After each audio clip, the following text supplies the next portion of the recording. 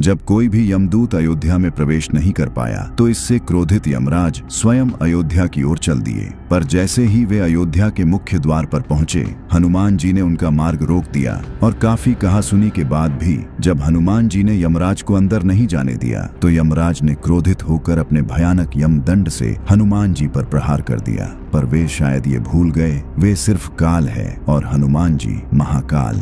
दरअसल त्रेता युग के अंत में श्री राम की लीला समाप्त होने को थी और तभी अचानक पूरे यमलोक में शोक मनाया जाने लगा, क्योंकि कुछ देर पहले ही यमराज घायल अवस्था में कराहते हुए पृथ्वी से यमलोक में प्रवेश किए थे। किसी भी यमलोक वासी को ये समझ नहीं आ रहा था कि क्या हुआ है और सभी के काल यमराज की ये दशा किसने की। ऐसा कौन पृथ्वीवासी है जो यमराज से भी शक्तिशाली है? असल में यह सब कुछ दिन पहले हुए यमराज और चित्रगुप्त के बीच एक गंभीर बहस का परिणाम था। चित्रगुप्त ने यमराज से कांपते हुए कहा, प्रभु, अब वो समय आ गया है जब आपको श्री राम से पृथ्वीलोक छोड़ने का आग्रह करना होगा, पर इसमें एक बहुत ही बड़ी समस्या है। इस पर यमराज ने कहा, कैसी समस्या चित्रगुप्त, साफ साफ बताओ। तब चित्रगुप्त ने कहा, प्रभु, अयोध्या में पिछले कई वर्षों से कोई भी यमदूत प्रवेश ही नहीं कर पाता। इस वजह से अयोध्या के किसी भी मनुष्य की मृत्यु नहीं हो पा रही। आप चाहे तो यमदूतों से पूछ सकते हैं। और तब यमराज के पूछने पर यमदूतों ने बताया कि जब वे अयोध्या के समीप पहुंचते हैं तो अयोध्या के द्वार पर पहरा दे रहे एक वानर के शरीर से निकलता हुआ प्रकाश जैसे ही उनके शरीर पर पड़ता है तो उनके शरीर जलने लगते हैं और इसलिए वे आगे नहीं बढ़ पाते। यह सुन यमराज के पूछने पर जब चित्रगुप्त ने यह बताया कि वो वानर कोई और नहीं स्वयं हनुमान है, तो यमराज ठहाके मारकर हंसते हुए कहने लगे, तुम लोग हनुमान से इतना डर रहे हो, मैं चाहूं तो किसी के भी प्राण ला सकता हूं, फिर वो हनुमान किस गिनती में है। और इतना कहते ही यमराज अपने महिष भैंसे पर सवार होकर अयोध्या की ओर चल पड़े। पर जैसे ही वे अयोध्या के द्वार पर पहुंचे, हनुमान जी उनके सामने आ गए। हनुमान जी ने अत्यंत विनम्रता से प्रणाम करते हुए कहा, हे धर्मराज, आप मृत्यु के देवता हैं, आपका यहाँ आना अशुभ संकेत है, कृपया बताएं आप यहाँ क्यों पधारे हैं। यमराज ने अपने अहंकार भरे स्वर में कहा, हनुमान, मेरे मार्ग से हट जाओ, मैं यहाँ श्री राम से मिलने आया हूँ, क्योंकि उन्होंने अपने लीला की जो अवधि निर्धारित की थी वो समाप्त हो चुकी है। यह सुनते ही हनुमान जी ने दृढ़ता से कहा, हे यमदेव, मेरे प्रभु की आज्ञा के बिना इस नगर में कोई प्रवेश नहीं कर सकता और जब तक मैं जीवित हूँ कोई भी शक्ति मेरे प्रभु को यहाँ से नहीं ले जा सकती। आप लौट जाइए। यमराज ने इसे अपना घोर अपमान समझा और गरजते हुए बोला, अरे मूर्ख वानर, तू काल को रोकने का दुस्साहस कर रहा है, मेरे मार्ग से हट जाओ, नहीं तो मुझसे युद्ध करो। यमराज के ये कठोर स्वर और युद्ध की ललकार सुन हनुमान जी क्रोध से तिलमिला उठे और फिर शुरू हुआ हनुमान जी तथा यमराज के बीच वो भयानक युद्ध जिसका आप सभी को इंतजार था। क्रोधित होकर यमराज ने अपनी विशाल गदा से प्रहार किया। इस पर हनुमान जी ने भी अपनी गदा उठाई और दोनों गदाओं की टक्कर से ऐसी भयंकर ध्वनि उत्पन्न हुई मानो ब्रह्मांड फट पड़ा हो। पर इस टकराव में यमराज की गदा के टुकड़े टुकड़े हो गए और तब यमराज ने यह सोचकर अपना कालपाश हनुमान जी पर फेंका कि वे हनुमान जी के प्राण को खींच लेंगे।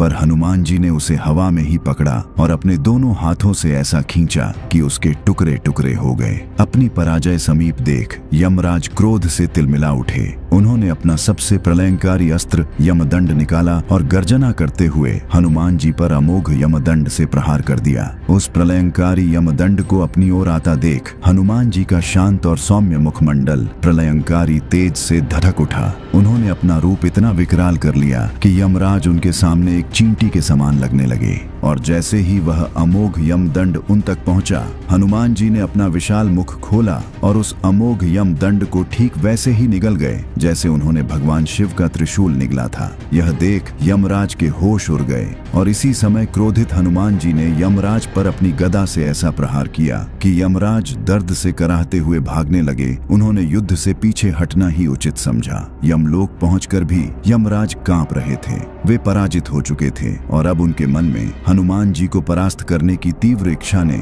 जन्म ले लिया था। वे हनुमान जी से लड़ने के लिए अपने शक्ति को बढ़ाने लगे। उधर एक दिन हनुमान जी श्री राम के चरणों को दबा रहे थे और श्री राम सिंहासन पर बैठे कुछ सोचते हुए अपने हाथ से अंगूठी निकाल कर निहार रहे थे। तभी वह अंगूठी उनके हाथ से छूटकर फर्श की एक दरार में जा गिरी। श्री राम ने तुरंत कहा, हनुमान, मेरी अंगूठी गिर गई, जल्दी लेकर आओ, कहीं खो न जाए।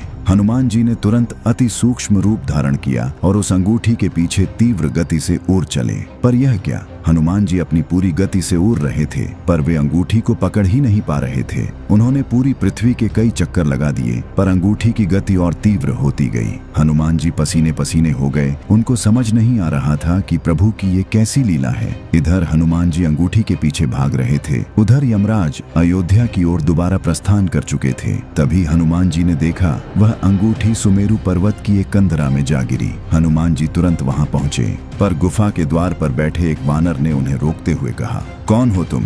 इस पर हनुमान जी ने कहा, मैं हनुमान हूँ। यह सुनकर वह द्वारपाल वानर ठहाके मारकर हंसते हुए बोला, इतना दुर्बल वानर हनुमान कैसे हो सकता है? और असली हनुमान जी तो अंदर हैं। यह सुन आश्चर्य से हनुमान जी ने अंदर वाले हनुमान जी से मिलने की इच्छा जताई। जैसे ही द्वारपाल वानर अनुमति लेकर आया, हनुमान जी ने अंदर प्रवेश किया और अंदर आते ही उन्होंने एक ऐसे दिव्य वातावरण का अनुभव किया जो स्वयं श्री राम के समीप होने से भी अधिक मनोरम था। और तभी सामने सिंहासन पर बैठे एक अत्यंत ही दिव्य और विशाल हनुमान जी ने कहा, आओ हनुमान, तुम्हारा स्वागत है। इस पर हनुमान जी ने कहा, हम दोनों हनुमान कैसे हो सकते हैं? तो उन विशाल हनुमान ने कहा, मैं पिछले कल्प का हनुमान हूँ और तुम इस कल्प के, कहो क्यों आए हो? तब हनुमान जी ने कहा, मैं अपने प्रभु की अंगूठी लेने आया हूँ, वो इसी गुफा में आई है। इस पर उन विशाल देहधारी हनुमान जी ने अंगूठी की एक विशाल ढेर को दिखाते हुए कहा, ले लो, इसमें से जो भी हो। हनुमान जी उन सारी अंगूठी को आश्चर्य से देखते रह गए। तब अंदर बैठे हनुमान जी ने समझाया,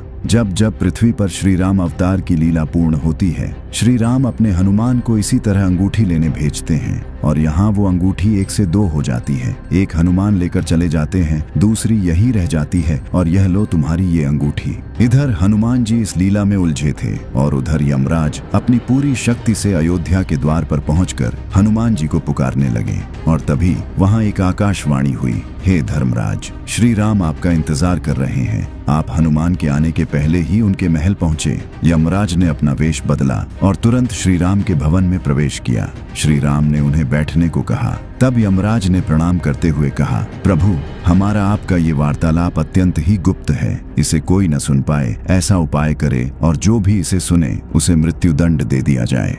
इस पर श्री राम ने द्वार की रक्षा का ये भार लक्ष्मण जी को दिया और कहा, जब तक मैं न बोलूं कोई मेरे कक्ष में न आ पाए, नहीं तो उसे मृत्युदंड दे दिया जाएगा। लक्ष्मण जी द्वार पर पहरा देने लगे और अंदर यमराज अपने वेश में आकर श्री राम से उनकी लीला की अवधि समाप्त होने और उनके धाम प्रस्थान के विषय में बात करने लगे। लक्ष्मण जी द्वार पर पहरा देते हुए टहल रहे थे। तभी वहां ऋषि दुर्वासा आ गए और श्री राम से तुरंत मिलने का हठ करने लगे। और जब लक्ष्मण जी ने उन्हें रोका तो वे क्रोधित होकर पूरे अयोध्या को शाप देने की धमकी देने लगे। इस पर लक्ष्मण जी ने मजबूरी में श्री राम और यमराज के वार्तालाप में बीच में ही महल में प्रवेश किया। यह देखते ही यमराज तुरंत ही अदृश्य हो गए और इसी घटना के फल स्वरूप श्री राम ने जब लक्ष्मण जी को त्याग दिया तो लक्ष्मण जी ने सरयू नदी में जल समाधि ले ली। जब हनुमान जी प्रभु की अंगूठी लेकर अयोध्या वापस आए तो श्री राम सहित सभी परिकर धाम प्रस्थान करने के लिए सरयू तट पर थे।